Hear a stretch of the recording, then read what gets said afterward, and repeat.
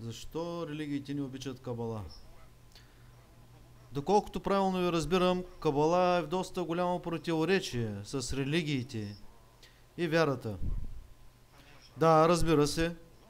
А хората предпочитат не да изучават и да знаят, а да вярват.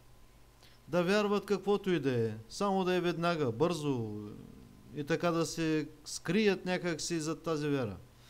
А какво е днес отношението на Кабала спрямо световните религии, основните, които съществуват в света? И въобще не предизвикват ли някакво дразнене от страна на тези религии? Вие сте абсолютно прав. Не само дразнене, а и голяма омраза и желание да се унищожи всичко това и въобще да не съществува. На първо място юдаизма, естествено. Всички религии са възникнали, както ние знаем, преди 2000 години.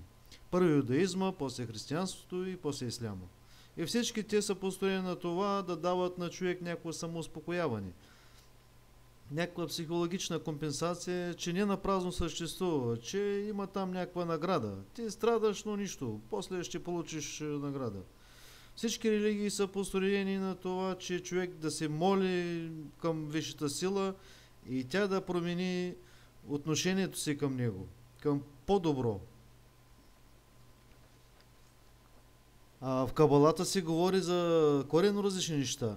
Кабалата казва, няма висша сила освен природата. Природата, Бог, Творец, висшата сила, това е едно и също.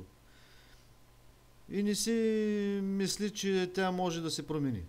Да се промениш можеш само ти. Нищо природата няма да се промени.